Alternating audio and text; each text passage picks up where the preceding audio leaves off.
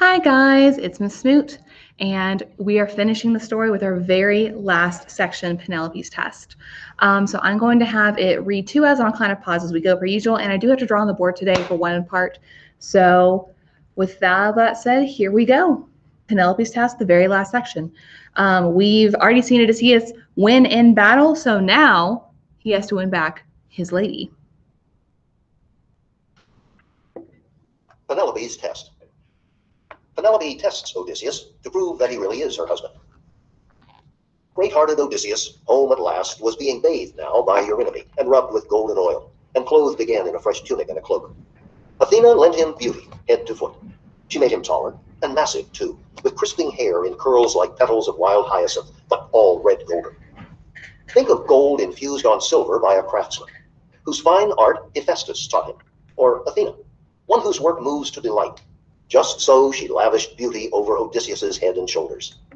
All right, so a few things to talk about. One, obviously, Penelope hasn't seen Odysseus in a very long time, and he's very different. So she's a little bit skeptical as to who he, if he really is her husband, or is this a god playing a trick, or is this somebody just pretending to be Odysseus? So she kind of has to put a test forward, and that's why we have this section. So now that he's fought his battles and won, great-hearted Odysseus, another epithet for him, is finally being, bathed by Eurynope, who's one of the servants, and with golden oils and all this and that, all the big fancy things. And what's more, Athena lends him beauty. So not only is he now clean, like he is in his prime, looking amazing. He is taller, his hair looks better, it has more color in it, he doesn't have a graying beard, he looks stronger, like the most beautiful he could ever look. That's how Athena made him look. And so honestly, I don't blame Penelope for being like, you don't look like my husband who's gone for 20 years. You look like a much hotter version of my husband. So I don't blame her for being skeptical. If we look at line 1547, we have an epic simile. This is super important. Here we go. Think of gold infused on silver by a craftsman whose fine art Hephaestus taught him, or Athena, one whose work moves to delight. Just so she lavished beauty over Odysseus' head and shoulders. And so the two things being compared here is we have Odysseus' head and shoulders and how they're getting covered in beauty, compared to how gold can become infused with silver to make it an extra beautiful kind of precious metal. So basically just saying it's so beautiful, clearly a god or a goddess had to help, because like it says with the gold and silver taught by Hephaestus or Athena. So one of them had to teach someone how to take the gold and silver, put it together. It took a god or a goddess to make Odysseus look this beautiful. He sat then in the same chair by the pillar facing his silent wife, and said, "Strange woman, the immortals of Olympus made you hard, harder than any.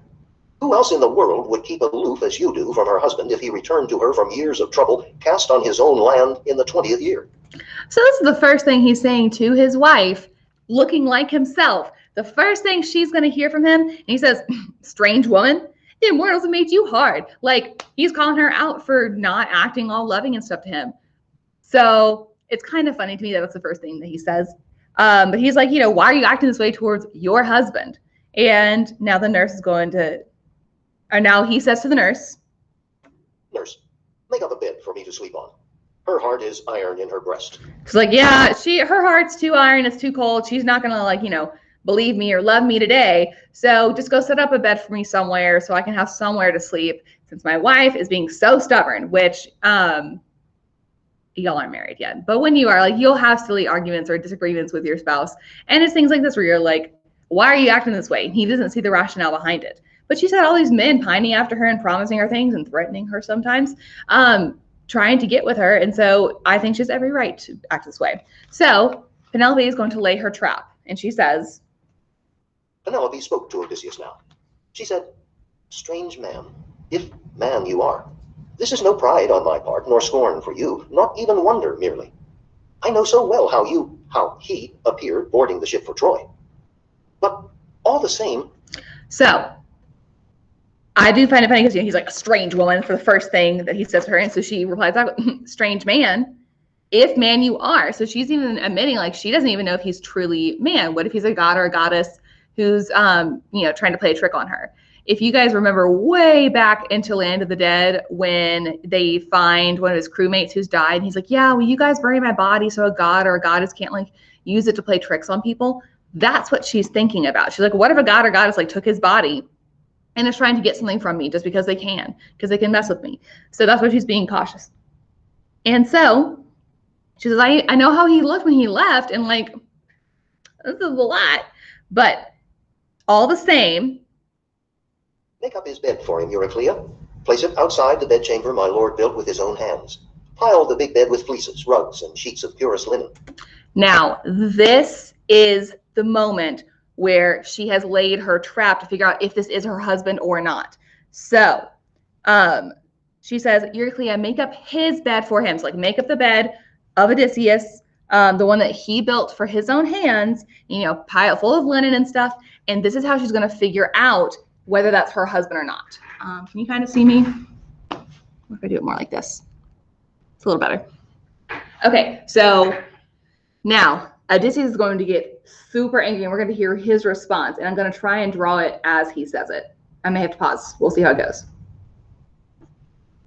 With this, she tried him to the breaking point, and he turned on her in a flash, raging. So he's livid. By heaven, you've stung me now. Who dared to move my bed?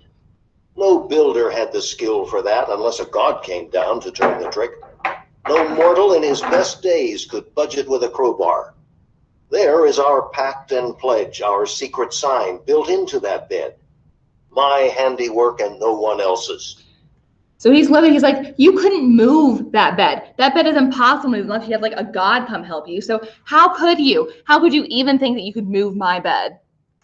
An old trunk of olive grew like a pillar on the building plot, and I laid out our bedroom round that tree, lined up the stone walls, built the walls and roof, gave it a doorway and smooth-fitting doors. All right, so I'm just going to pause it as we go. So hopefully you can kind of see.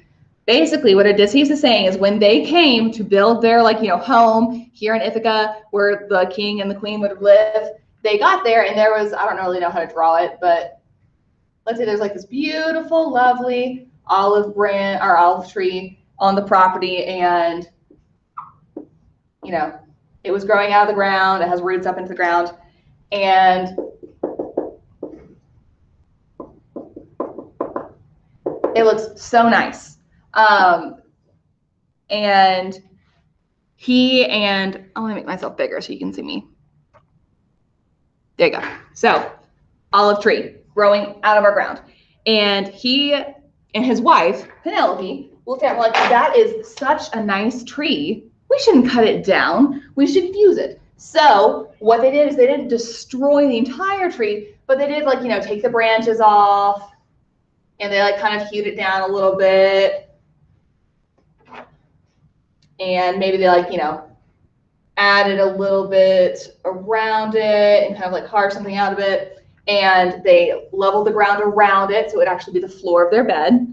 And make sure I'm not losing my spot. Oh, sorry, we haven't cut off the branches yet. I'm sorry. Forgive me. Branches, tree. So we built all of the walls of our room around it. It has a roof and stuff. Then we're going to cut off the branches. Then I lopped off the silvery leaves and branches, hewed and shaped that stump from the roots up into a bedpost, drilled it, let it serve as model for the rest. So he's like, I kind of carved it and turned it into a bedpost. So it's still a bedpost, but it's still rooted in the ground. And so he made the other bedpost to kind of match it. Other bedpost in the back.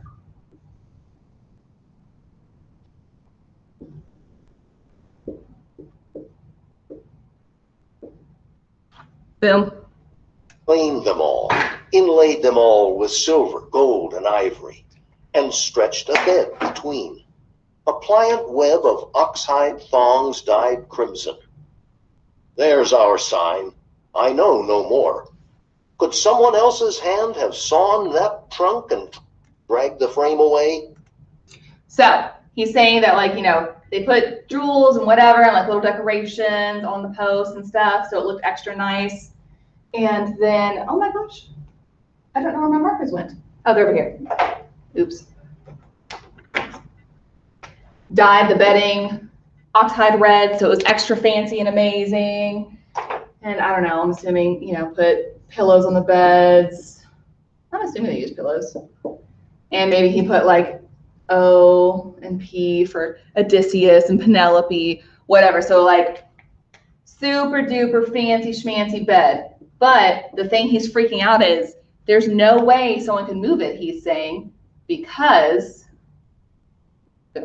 this is still rooted into the ground right here. It's still part of the earth. It's still like the shell of that tree rooted into the ground. He's like, there's no way someone could have moved it. And so it's like, there's our sign. No one could have moved our bed. How dare you think someone could? Their secret. As she heard it told, her knees grew tremulous and weak. Her heart failed her. With eyes brimming tears, she ran to him, throwing her arms around his neck and kissed him, murmuring, "Do not rage at me, Odysseus. No one ever matched your caution. Think what difficulty the gods gave. They denied us life together in our prime and flowering years, kept us from crossing into age together. Forgive me. Don't be angry. I could not welcome you with love on sight. I armed myself long ago against the frauds of men, impostors who might come, and all those many whose underhanded ways bring evil on. But here and now, what sign could be so clear as this of our own bed? No other man has ever laid eyes on it. Only my own slave, Actorus, that my father sent with me as a gift. She kept our door. You make my stiff heart know that I am yours." So this is important for us too. She's like, oh, you know, don't be mad at me. I had to have some kind of test to know who you were. I've had all these troubles, like, you know, trying to wait for you and look for you, and people have lied to me and they've tried to cheat me. And you're the only one who could have answered this, because line 1609, no other man has ever laid eyes on it, her bed. So this is a way of Odysseus to know she hasn't cheated on him. She didn't sleep with anybody on purpose or being forced to. Cough, cough, Calypso. So she's saying, no one else has seen this except for my servant who slept outside my bed room to keep it safe from all of the suitors. No one's seen my bed. So for you to know that, I know it's you. And he knows no one slept with her. Now from his breast into his eyes the ache of longing mounted, and he wept at last. His dear wife, clear and faithful, in his arms, longed for as the sun-warmed earth is longed for by a swimmer, spent in rough water where his ship went down under Poseidon's blows, gale winds, and tons of sea. Few men can keep alive through a big surf to crawl, clotted with brine on kindly beaches in joy, knowing the abyss behind. And so she too rejoiced, her gaze upon her husband, her white arms round him pressed, as though forever. All right, so of course, the last lines from our text is an epic simile. So let's look at it together.